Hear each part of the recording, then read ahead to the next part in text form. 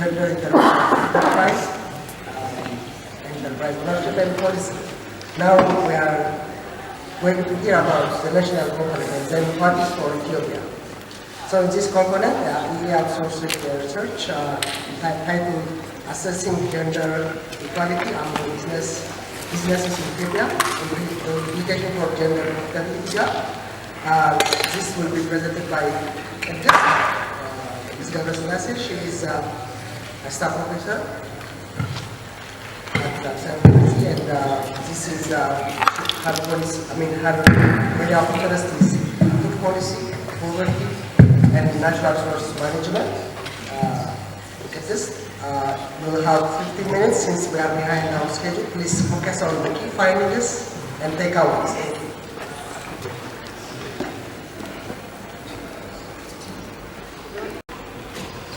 I'm here to share with you the key findings of the assessment that we have conducted on gender equity among businesses in Ethiopia. I will quickly walk you through the background, like objectives and methods, and then the key findings and conclusions.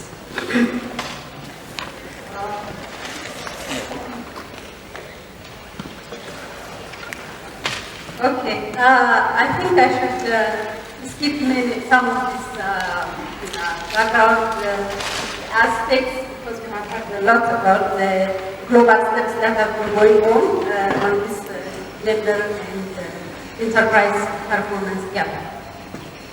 So, just to focus on the case of Ethiopia. In Ethiopia, women have a low share of labor force participation, and compare the situation between 2021 and 1999 based on the national labor force. And in terms of productivity and income or salary, hourly wages and sales, women, as you can see, have more productivity as compared to the male cohorts.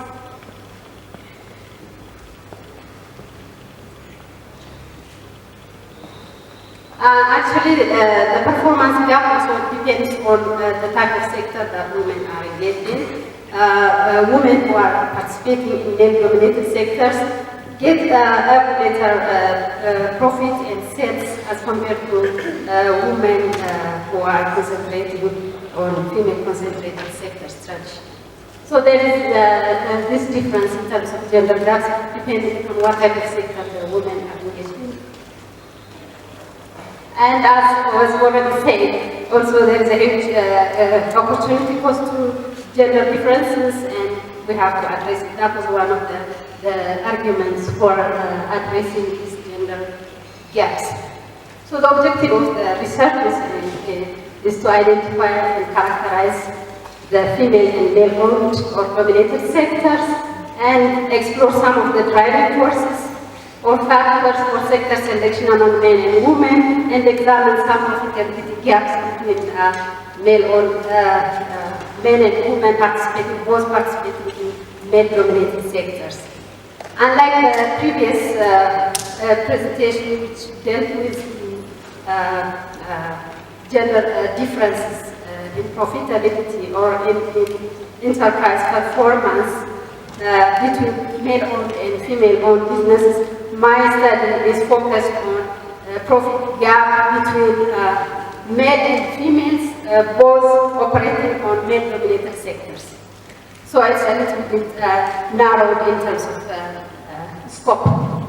So we have first started by defining what we call male-dominated and female-dominated sector, and we try to adapt the concept in the market concentration ratio, and we use that to distinguish between male and female concentrated sectors. And in short, what we use is a sector J is said to be male-dominated if more than 50% of enterprise owners are male and female concentrated otherwise. So that's how we categorize between male and female concentrated, male-dominated versus female-concentrated sectors. And then we also categorize or define between high-return and low-return enterprises and we have taken the top quartile profit or sub-quartile profit level as a benchmark to distinguish between high return and low return enterprises. So in terms of methodology, the models we have used in order to identify the drivers of some sectoral participation between men and women, we have used logic model, and for gender profitability gap, we have used OLS profit model, and for explaining female participation in male-dominated sectors, we have used profit estimation, and then the same for female participation in high and low return sectors. So in terms of data, we have used the Ethiopian Socio-Economic Survey data, which is a collaborative effort of the CSAO with the World Bank's Living Standard Measurement Survey, and that was the last so far. And we have made, on the data, we have tried to do some tests and corrective measures, tests of normality, heteroscedasticity, multicollinearity, and sample selectivity. We have conducted some of these tests, and we have to take corrective measures, for instance, to correct for non-normality, because we found our data has some non-normality issues. So we had to correct it by transforming the variables that we have used, and then especially for the OLS integration, where we estimated OLS profit models. And heteroscedasticity, we tried to correct it by taking heteroscedasticity robust standard errors by white. Otherwise, we wouldn't have any sample selectivity bias or multicollinearity issues.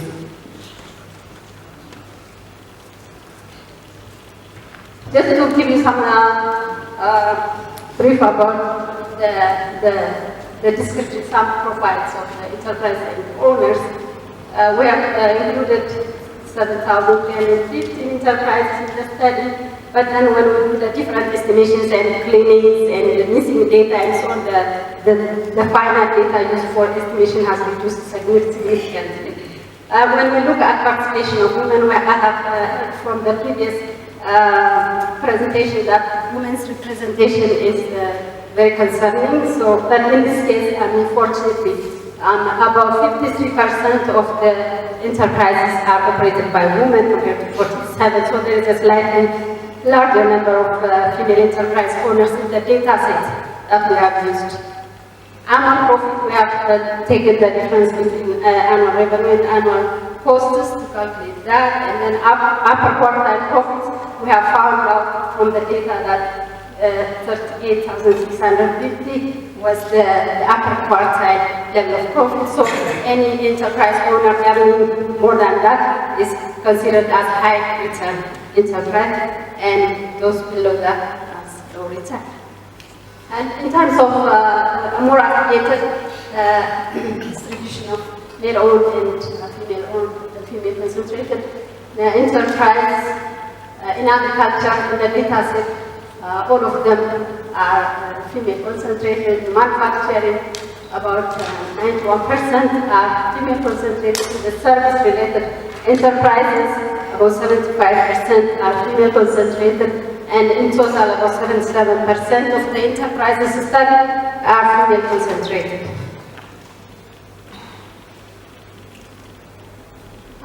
Just to show you the profit, the average profit for the enterprises studies, you can see that average annual profit or mean annual profit is for male-dominated sectors, it's about 50,877, and for female-dominated, female-concentrated rather, sectors, it's about 51,299 Ethiopian birrs. When we look at the OLS profit, we have included all the relevant variables. I have tried to show you the significant ones here, and the key point I want to make in this table is that the females operating in male-dominated sectors and males operating in male-dominated sectors, there is no profit gap between these two groups. So there is no significant profit gap between females and males both operating in male-dominated sectors. And the same with the higher return sector. We didn't find any evidence of significant profit gap between females operating in high return sectors as compared to males operating in high return sectors. So this finding is consistent with that of Campos et al. In 2018 for the case of Uganda. The only difference that they have from our finding is that they used unconditional sales. It's not profit for them, but it's sales, but it's also unconditional sales gap that they found. But the conclusion is the same. They didn't find any significant sales gap for the case of Uganda. But these findings, unlike or contrast with that of the Goldstein and et al., who found a significant profit gap for data sets composed of developing countries situation. About 97 countries, of which 11 are African, sub-Saharan African countries, and they found significant profit gap even between male and female operating, both operating in male-dominated sectors. So that is in conflict with our finding, but our finding is consistent with that Campos. So the next thing we did was, what was the explanation, what could be the possible explanation for the lack of significant profit gap between male and female enterprise owners, both operating in male-dominated sectors and those operating also in higher-return sectors. So what we did is that we tried to get some of the explanation for this situation from studying the characters or the peculiarities of the females participating in male-dominated sectors and females participating in higher-return sectors. So we tried to get some of the explanation for that from the estimation of the profit model of factors explaining females' participation in male-dominated sectors and in higher-return sectors. So this is what we have estimated as a profit model to identify the drivers or the main factors behind female participation in male-dominated sector. So what I wanted to show is that there are some peculiar characteristics for the women who are participating in male-dominated sectors and women also participating in higher-return sectors. So as you can see, females participating in male-dominated sectors have higher household size, or those with larger household size have a higher probability of participating in male-dominated sectors. And the same with migration.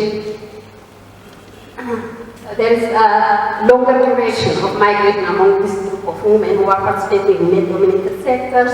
And also, if we look at the factors which negatively affect females' participation in male-dominated sectors, these are some of the indicators of vulnerabilities of women. For instance, marital status, those who are single or female-headed ones, due to divorce or separation, have negatively, or those kinds of women are less likely to be engaged in male-dominated sector. Similarly, women with female enterprise owners with children below the age of 5 are less likely to participate in male-dominated sectors, and other females with other family members also owning businesses have less likelihood of participating in male-dominated sectors.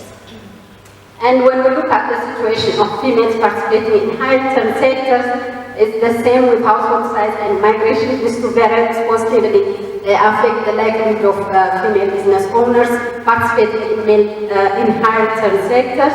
And in terms of enterprise criteria, as you can see, intensity of operation, higher level, and size of business operation have significant effect on female participation in higher-return sectors. So from this, we can see that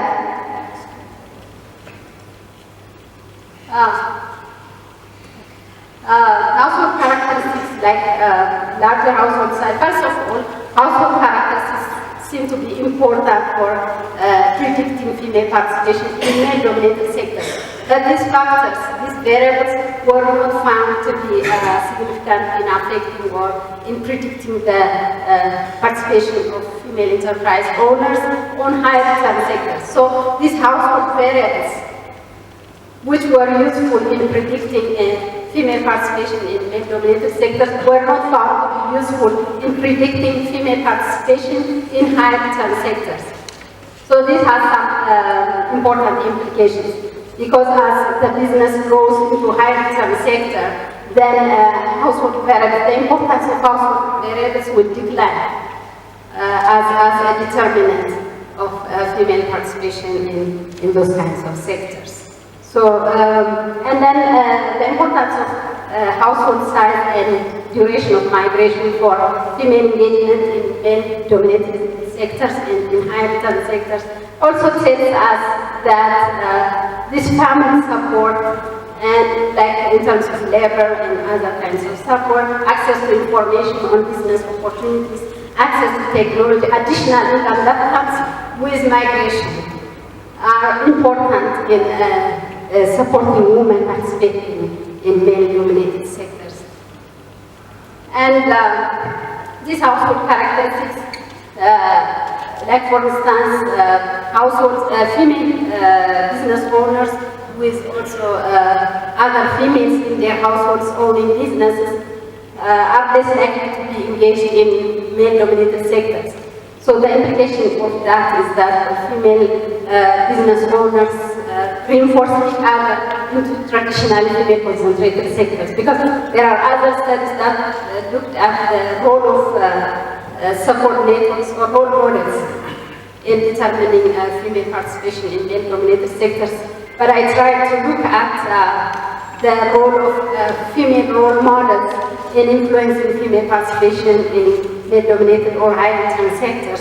And what I found is that females participating, female enterprise owners who also have other female household members owning businesses are less likely to engage in male-dominated sectors, which shows that female enterprise owners reinforce each other into a traditionally female-concentrated sector.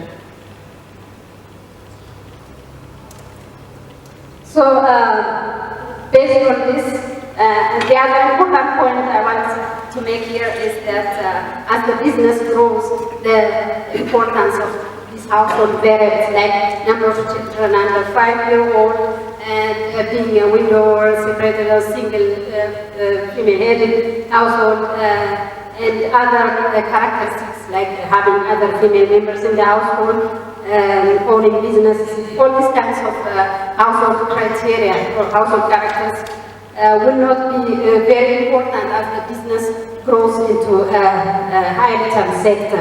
And so enterprise attributes are becoming more important as the business grows to high-return or top quartile profit category. Just conclusion. Okay, I'll just conclude.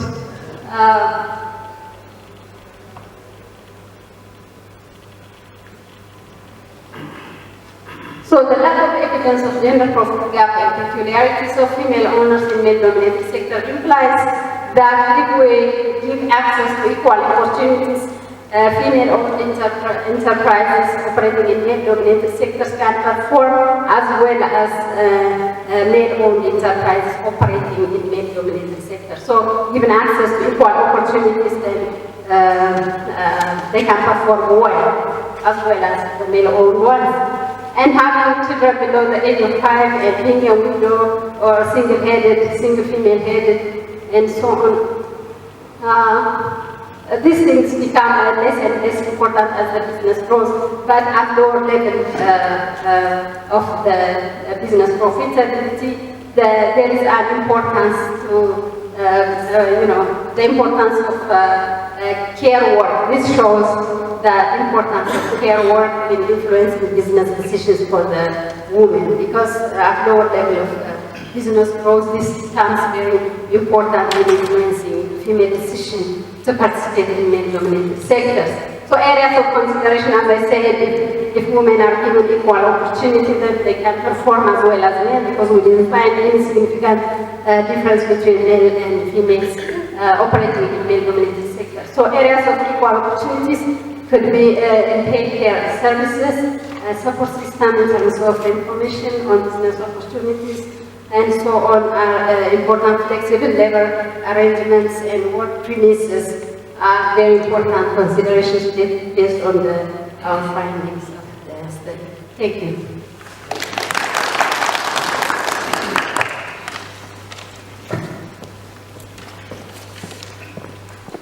From Dr. Adam.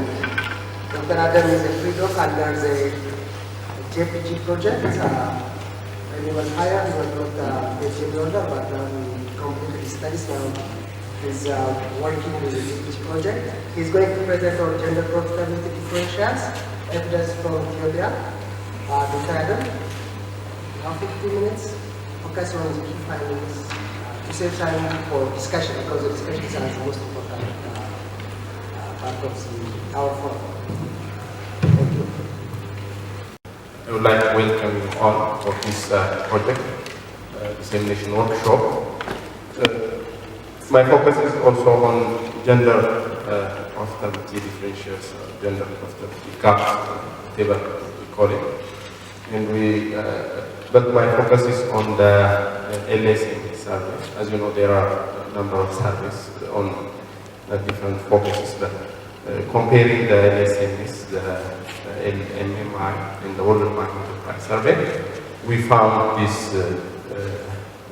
this one for our analysis.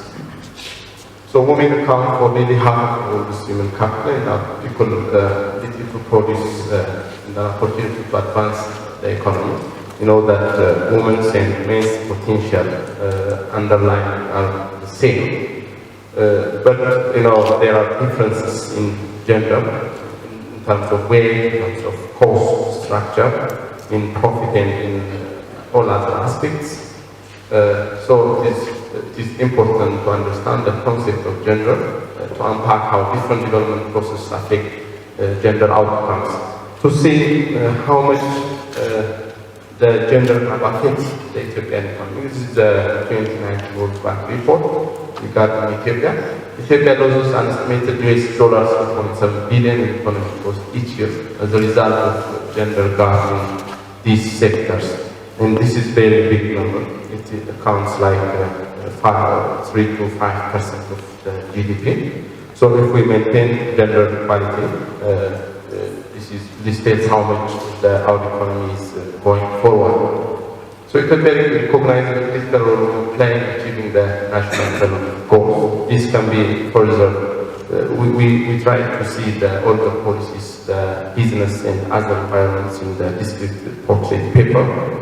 So we know that there is a focus by the government, but with women's business ownership still is infancy, and fall far short of their potential. There is clear gender imbalance in terms of composition, ownership, and decision making. So despite the fact that the Ethiopian government focuses on this women rights, women equality, and so on, still there are gaps. This is one of the big indicators. And numerous constraints exist in Ethiopia that threatens growth and development and performance of women enterprises are the background of conditions we know. So now requires support from stakeholders and from government in terms of recognition, protection, access, finances, skills, and resources to operate small businesses. We know that there are efforts. We can also mention this Bill and Melinda Gates Foundation. It supports research, and there are other government and non-government organizations, but still it is not enough. Promoting women is a necessary condition for overall economic growth and poverty eradication. Policies emphasize efforts to empower women in Ethiopia, even if they do not effectively reduce the country's existing gender development gap. Still, we have a huge male and women gap in cost, profit, and other aspects. So it is uncontroversial that the contribution and impact of women participation in GDP, employment, and foreign exchange earning is paramount. And creating job opportunities, make profit, boost economic growth, and profit break the cycle of wealth in low-income countries. These are some of the positive roles that women can play in changing the Ethiopian economy in the near future. But there are problems. Women entrepreneurs are frequently involved in the informal and small businesses with low capital intensity, low skills, with limited potentials. Those are the only problems. Women on average have lower ownership, profit, income, with less favorable employment conditions that may, even if there is a very big potential of women to grow, there are still these obstacles, bottlenecks for women in terms of how they are engaged in household activities, in cleaning and take care of the children, inequality after retirement, underfunded social security benefits, and they are also vulnerable to domestic violence, despite their potential in the economy. Ethiopia allows legal frameworks and political development can't achieve their intended goals unless we are informed about women. Constraints, gender differential and cost-effective to unequal participation of women must be investigated. One of the basic motivation of this study. In Ethiopia and in all LDCs, adequate data regarding women-owned enterprises is hardly available. It is also mentioned in this presentation. Even if there are surveys, they are less informed, they are not for women. Surveys do not provide a clear picture of business ownership. This is also the implication we face in our research. We compare the World Bank Enterprise Survey, the Manufacturing Survey, and the survey, but we didn't find representation. Relatively recent interest in gender inequality has prompted new research into factors that influence gender differentials in farm characteristics and performance. So existing academic literature reviews of it based on work on farm barriers are broad in scope but pay little attention in gender. So empirical evidence on gender differential is scarce. As a result, here our study is just to fill some tiny gaps related to that. At least we didn't find any research done on this living standard measurement study survey related to that. After all, we need some kind of a policy matrix which contains different interventions of women based on the research findings, based on the surveys we use, and so on. And I think AU will also organize that in the future in a series of policy briefs. So the goal here is to see specifically the magnitude and the determinants of gender protected gap based on the LSNS survey. So the significance will be, it can be potential fill the gap by knowing the factors, the empirical literature. It can be used, as I said, and can be one of the policy series in the policy matrix.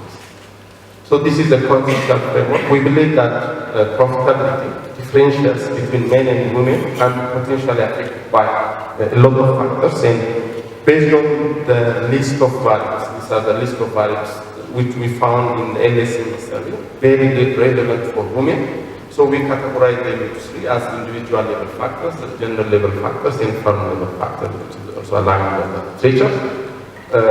So we believe that all of this can potentially affect the profitability differences between gender, and the magnitude and the magnitude and the types of the values will be determined to the data.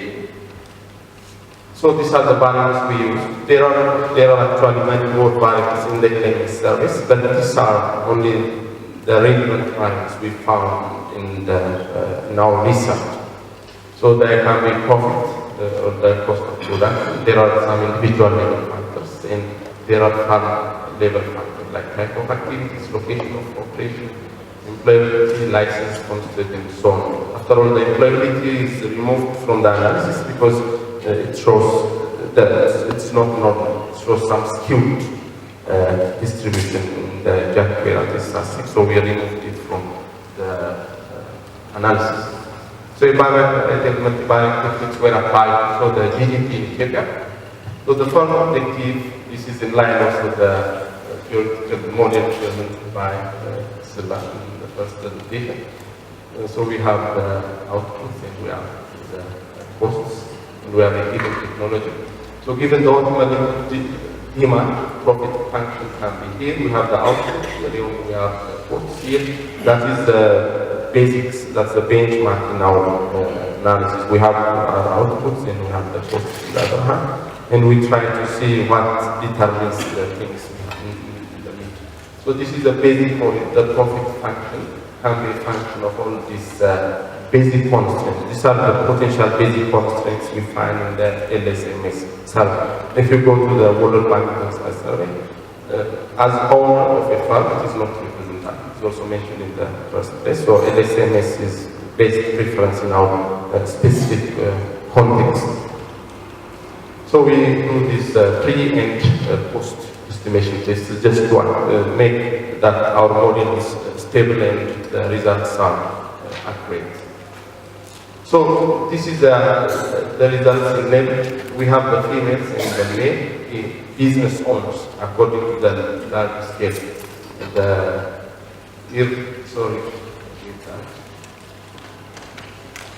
So we use this, let's say, example of this non-farming comprise of 1,000 farms. But the data was a bit messy, so we found a lot of outliers, a lot of skewed distribution and a lot of missing values. So at the end of the day, we rely on around 800 observations. So if you do the regression, it automatically gives you the result for around half of the results, 800 observations. But basically we use this one. Quickly going through the results. This is the nominal result of gender gap. The nominal result also shows differences between men and female. Significant mean difference between men and women profit earnings in Ethiopia non-farm enterprises.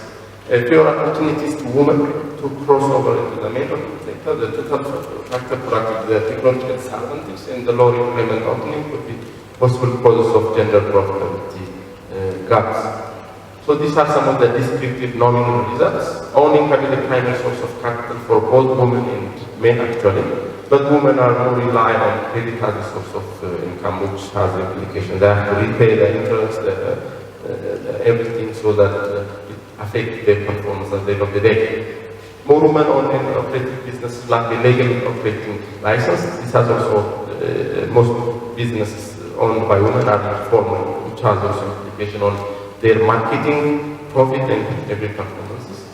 Women are being hit harder than male enterprise by resource and socio-cultural constraints. We classify the constraints systematically into three: as a resource, as infrastructure, and as a cultural. And women are hit by this.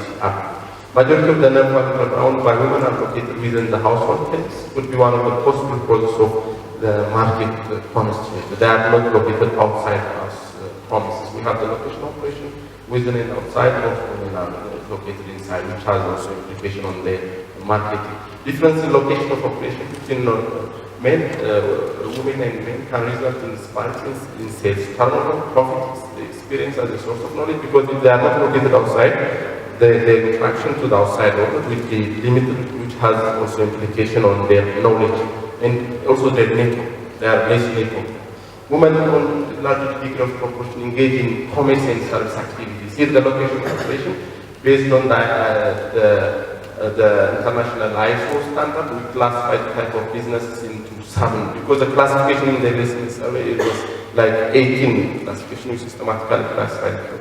But women are mostly focused on the commerce and service activities. Their participation in other technological or other related activities like construction, transportation are very limited, which also has implication. This might be vulnerable, this might be less vulnerable. We can say that. Women and men were more likely to be in this age group, so there is no difference. The text is not shows any differences. Age of the comprise demonstrate that firms owned by women are slightly likely to survive than women. This is for females, so they are more survivable than men. So by standards of industry differences, organizational structure, and the characters of their owner operators, business led by women were no more likely to fail than those led by women, given the disparity, the differentials. So women-owned ventures perform equally well as men-owned ventures when performance measures control for scale. Anyways, this is a nominal scale. Nominally, men and women even women who have more, women-owned enterprises are more rate of survival, but the significant might tell another story. So this is the cost of production between male and female. Okay. The cost, the fundamental difference in cost structure between men and women exists. Women may engage in less experienced activities and less willing to take risks than men. This might be the reason for difference of cost structure. Gender, owner, age, and location of non-farm enterprise in rural and urban areas with statistically significant individual factors. For women-owned enterprise, lower profit, human capital, work-life balance, and education might be the possible causes for disparities. As the owner of it increases, the profit makes likely to decrease. So age of business has a positive impact on its profitability level and the startup capital. Maybe we can have a conclusion on this result. One thing is that we notice no differences between male and female based on location of operation. Actually, the nominal result shows some, but the regression result shows no any difference between men and women on location of operation and marital status. Of all, for the full sample, for the women-owned enterprises and for men-owned enterprises, this location of operation and marital status didn't matter. But the other factors like the individual level factors and the organizational firm level characteristics has effects on their ownership. And going quickly, a licensed business activities reduce profitability when compared to non-farm with formal authorization body. So this has also a policy implication. Empowering and increasing accessibility of women to technology has a multidimensional benefit in the country. So this is the chance, influential book, invention of washing machine enabled women to enter the labor force, freeing them from their household responsibilities. He claimed that invention of washing machine has more important than invention of internet. Yeah, because it has an implication on their productivity and force. Okay, maybe we can come up with this later. This is one of our last observation, the gender representativeness of Ethiopian LSMS data. So as I told, this is our based on 1,735 sample units. But important non-farm enterprise variables are missing. We love to include like the union membership, the good producing industry or otherwise, the type of farming work and other important variables, but they are not there in the LSMS study and in other studies also.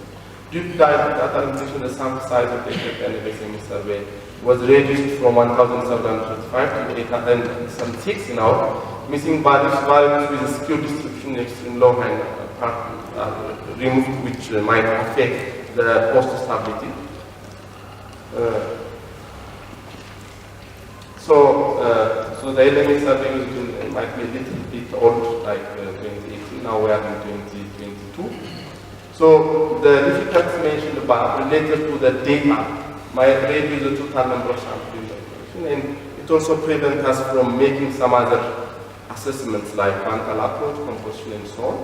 So we recommend a large, comprehensive, and inclusive new survey addressing the aforementioned challenge. So coming quickly to the conclusion, this study compares men and women owned enterprises within the non-farm enterprises covered by the LSMS survey, and discovers a robust differences in profits between genders in the non-farm enterprises. Fewer opportunities for women to intervene in the industry, total technologies and lower unemployment opportunities are causes of gender profit gap. Disparities in sales turnover, profit experience, knowledge transfer, and so on are also responsible factors. Even difference in cost structure was observed between men and women. This might be because women are less risky. Gender, owner age, location of non-farm enterprises in rural and urban areas where such classified individual level factors. Low profit margins may be associated with these factors. So a separate analysis for men and women also conducted in some statistical significance, which we believe we can make in the policy matrix. The options are significant, nothing has been observed on for either women or whether the person is married or not, and depending on the location. So policy makers will not focus on that. So there were numerous limitations. This is my last thing. There were numerous limitations encountered while conducting this study, the things we mentioned related to the data and presentation issues. So the findings will influence future research to focus gaining a better understanding of some key factors and other important areas of information. So there are many researches conducted under this GPG, Gender Regard Project. So I recommend a series of policy tools within a policy matrix that with different application based on the data and so on. That is my last thing. Thank you.